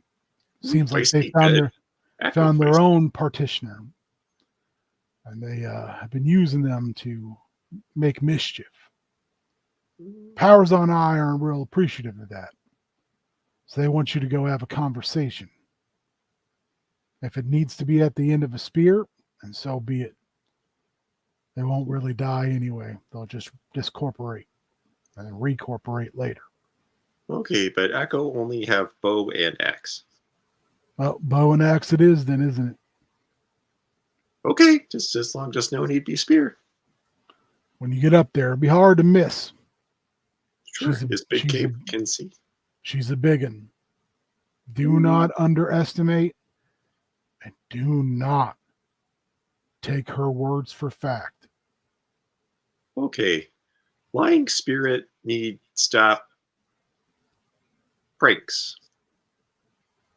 There you go, kid. All Okay. right. Well, I'm going to Easy. stick around and eat your mom's cooking until you get back. Oh, and Echo, Mm-hmm. you can die here. Echo, no! You know, stop saying every time. Can't die here. Well, Echo, I just don't want to no. be responsible for sending your lovely parent's son off to his untimely demise. Echo can take care of self. All right.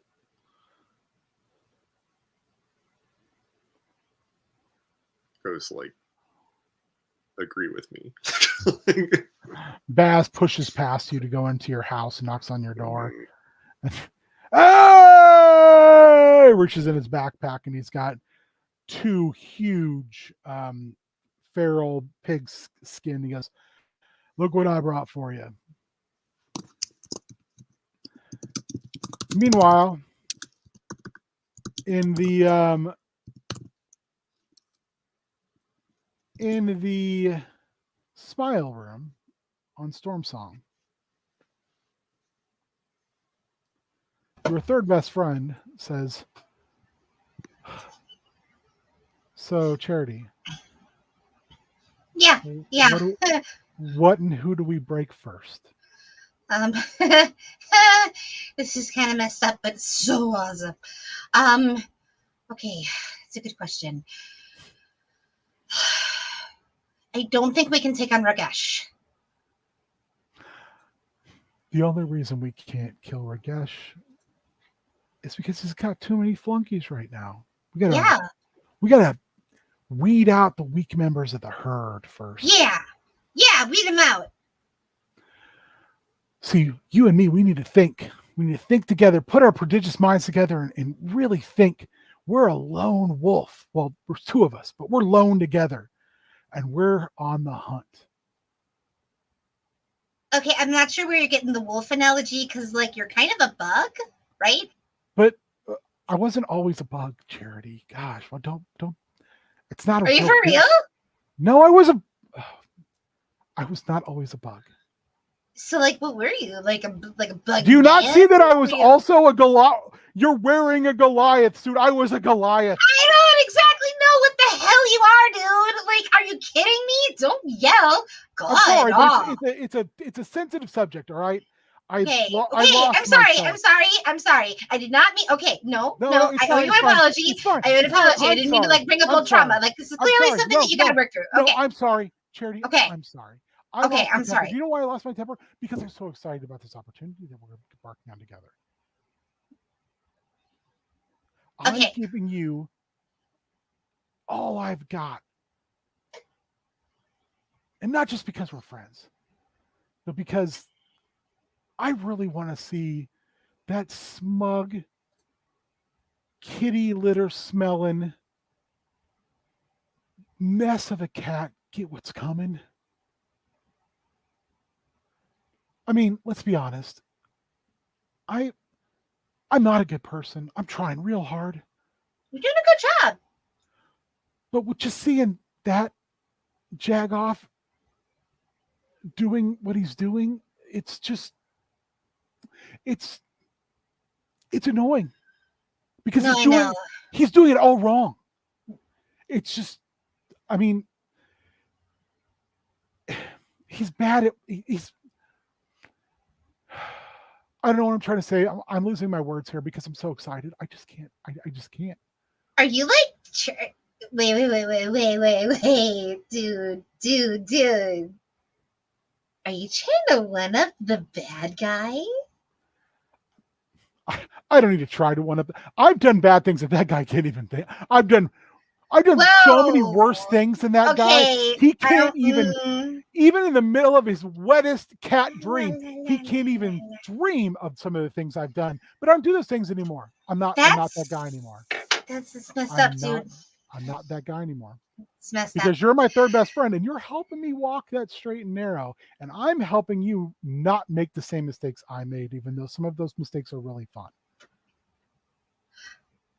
I can't argue with you because sometimes getting in trouble is super hilarious. Okay, it's awesome. I mean, so it kind of, yeah. I mean, okay. Here's the caveat. So what about this, Charity? Okay. Rather than be like the lone wolf on the prowl, what if you and me, in our new swanky body, supplies by my wish because we're third best friends and I really like you. How about we go on the greatest spree of urban troublemaking this world's ever seen? I'm talking vandalism. I'm talking disrupting the peace. I'm talking noise complaints. I'm talking theft. I'm talking assault. I'm talking murder. I mean, I'm soft on the murder. Whoa, dude. Okay, hold up. Roll it back for just like 2 seconds. Okay, how about this? You tell me what the line is. Because I'm having a hard time gauging the line here. We're in a room we're somewhere called the Smile Room, where we're watching these kids get reprogrammed into being like slaves.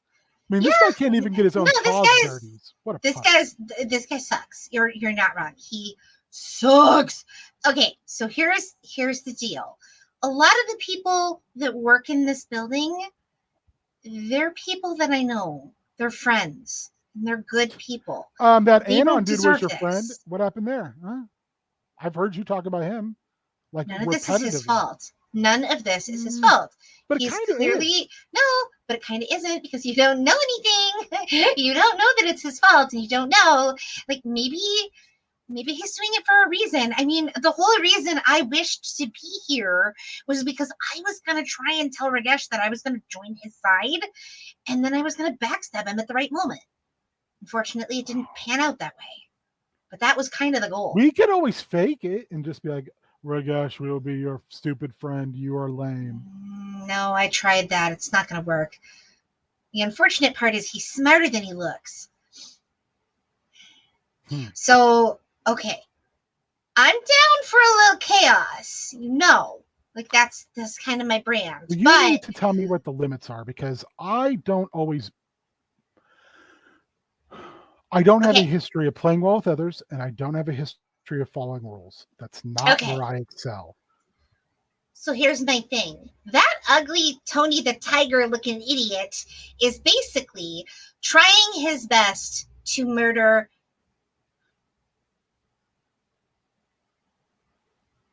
the person Well, I mean, I if it's- love more than anything. And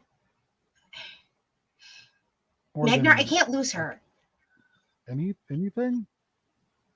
Leona's the only family I have left. I mean, I don't mean that in a way to like upset you, but All right. he's got her, Okay. and I can't lose her. I can't lose her. You just let The me know whole what we need point. to do. Okay. I'm real iffy on the murder thing. Not super keen on that. But intended non-lethal action is a completely different thing.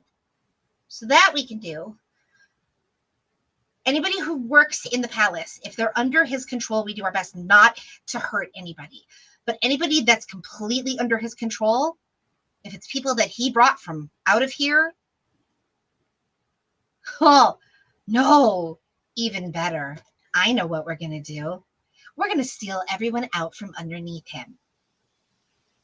We're going to take them away, one by one, when he's not looking. And we're going to give them a safe place to be. And the people that work for him, non-murdery, but we're going to take care of that. Make me a Constitution saving throw.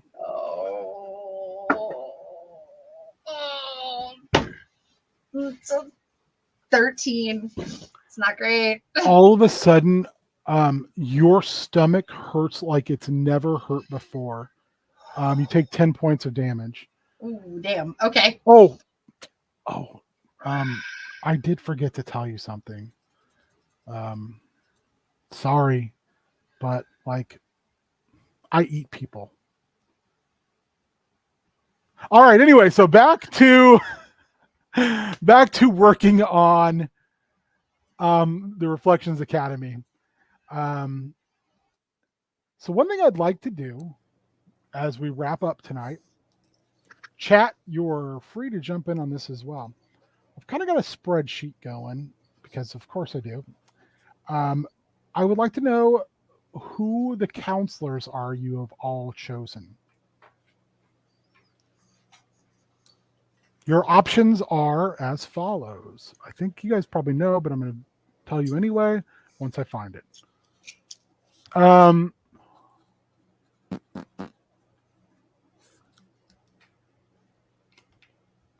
Felix, Keska, Kellic, Lady Jorma, or Phineas Old Man Vinter.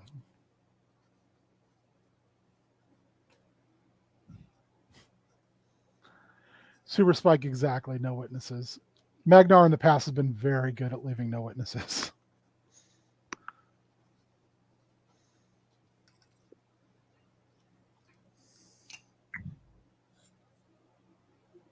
we doing the clockwise thing? What are we doing? You can just blurt out. I'm assuming, Amulet, you're going to go with Keska. I'm assuming, but if you don't, let me know. I mean, she told me, and I kind of don't want to piss her off, so Smart. that's where I'm going. Okay. You can always tell her, you're not the boss of me. Yeah, that'll go real well. I'm not sure I'm strong enough for that one yet. Don't know until you punch somebody in the face, huh? It's true. Learn from your Same. brother. Yeah. What would Akko do? True. All right, who wants to go next? Nate? Who Fix was Swiss Lady Strike? Jorma again? She was the Naga who was going to be your teacher in the open house. She's always been a part of the open house. She wears a lot of fancy jewelry. So she's a human head on a big old snake body, constantly like blinged out. Yep, I will definitely pick her. Okay.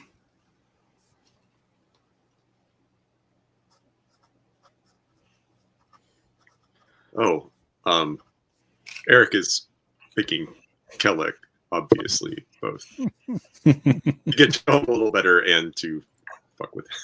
So I'm gonna pick with him. At least Savannah. What options were left? I'm sorry. You can still you can have the same option. There are Felix, Keska, Kellic, Lady Jorma, or Phineas Old Man Vinter. I feel like she'd go Lady Jorma. No one took Felix. Akko would have taken Felix. To be fair, Savannah probably just did eeny, meeny, miny, mo. Yeah. She doesn't know. She's like, I don't know you people. Okay. I mean, I'm Sure. just really surprised no one picked Keska with me, so. Are you? Yeah, She's so warm and comforting. Yeah. Keska's great. So another thing I'd like you guys to kind of think on is I would like to try to put together the class lists for the other students, so I know who's in classes with you.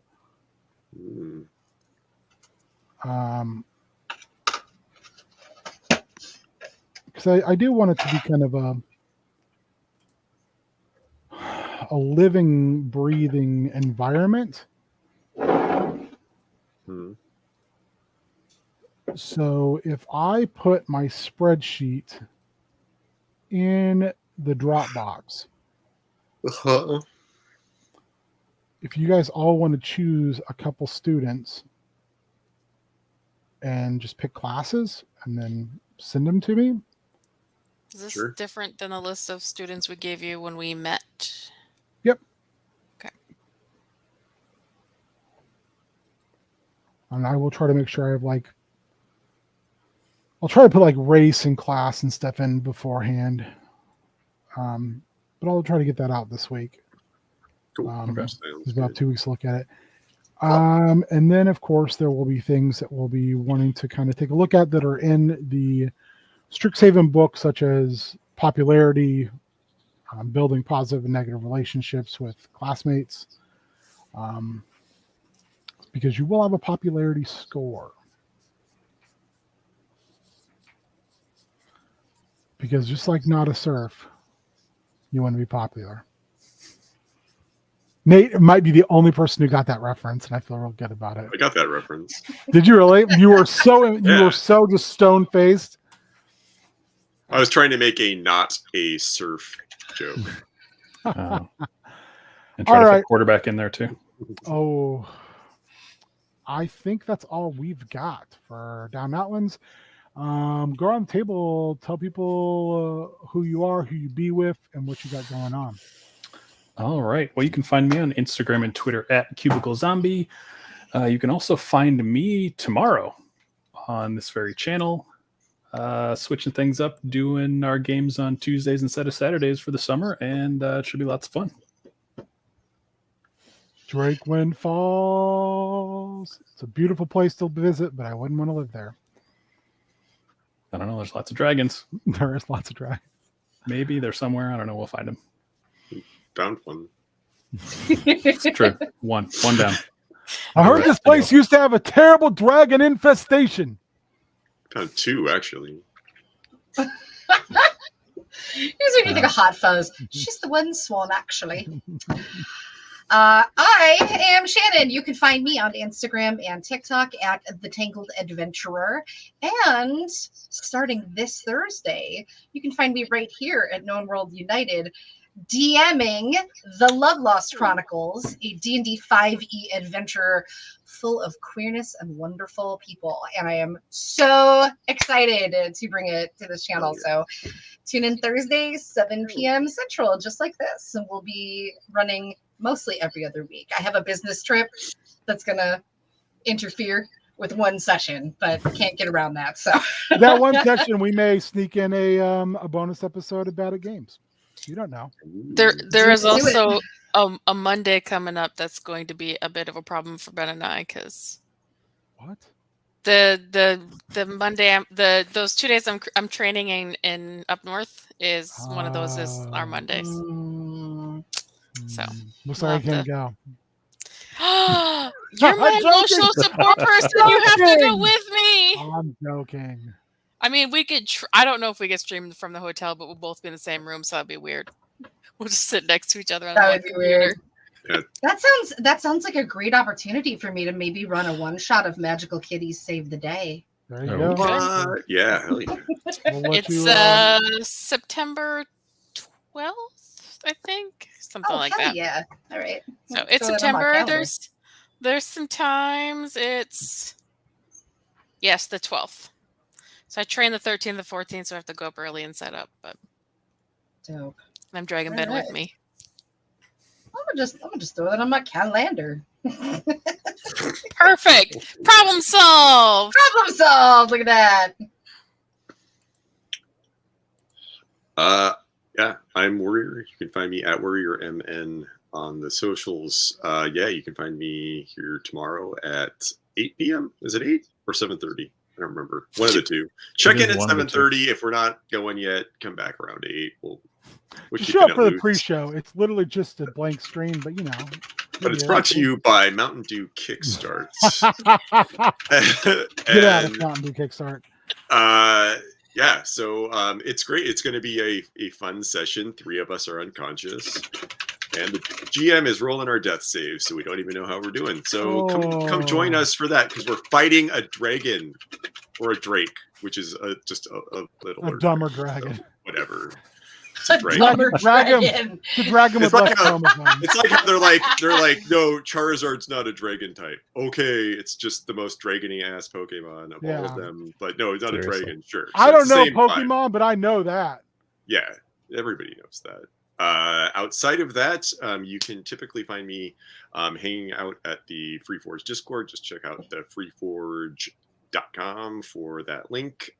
Wednesday night, Stay Alive is back. The second half of the season just started. It's a very cool survival horror original TTRPG developed by D&D. So if you want to, it's super great. The cast is amazing. And I have an NPC in there still alive after half the season. So doing better than last season. But yeah, check out Operative Taurus, who's surviving the Hunger Games right now. So that's me. That's what I got. Oh boy, we're gonna end the players with a bang tonight, because I'm Cassandra and you can't find me anywhere except here every 2 weeks. So exactly. Like social media, man. Can I do one more shout out? Because I'm so sorry. I promised myself I was going to do a pride thing every single episode in June. So today, especially with it being Juneteenth, I would love it if anybody out there is willing. Go to nbjc.org and feel free to make a donation. This is the National Black Justice Coalition. They are doing their best to celebrate Pride, to promote trans health, trans rights. Go out there, spread some love this year. We need to as somebody who's a queer individual on the trans spectrum, We need to show love to trans kids and trans humans and queer youth, especially. So feel free to pop over to that. That's again nbjc.org, and feel free to drop some love their way because they're good people. Man, well, I don't want to follow that. That was too good. I am going to be on Friday for Bata Games. Don't know what we're playing. If Beard's around, maybe we'll play some more 1.19 Minecraft. If he's not, maybe we'll play some more Fermi Paradox, where you, the chat, make all the decisions, even the bad decisions. Or maybe we'll play something else. I don't know. No one's boss me except for maybe Cassandra. So I'll figure something out. It'll be fun either way because I'll get to hang with y'all. Otherwise, on the horizon, Tiny Ming next Tuesday, as far as I know. Sunday, prep school. I think we're going to work more on Hard Times 1987. Otherwise, Matt and I also talked about starting a little prep for Hellboy. Trying to wrap up our Star Wars miniseries. Hopefully sometime before I get it. Yeah, I really want to. Also, we still have Beard said now that August Chaos Scarf, it's happening. I'd be really happy to know who the other players are. Last but not least, I still want to do Known World Challenge. So if I can find a few more DMs and get the group together, my plan is for us to play a mod of Lasers and Feelings, so it's easy for everybody to run, and it's going to be a hack that is Eberron based. It's called Pulp and Noir. So it's going to be good times. It'll be easy. It'll be very storytelling driven. Otherwise, to all of you, players especially, thank you. To our patron saint of technology, Casual Doug, we miss you. To the Beard, be good. You know what I'm talking about. Say hello to the dogs for me. And to each and every one of you, have a good night. Be good to everybody. Bye.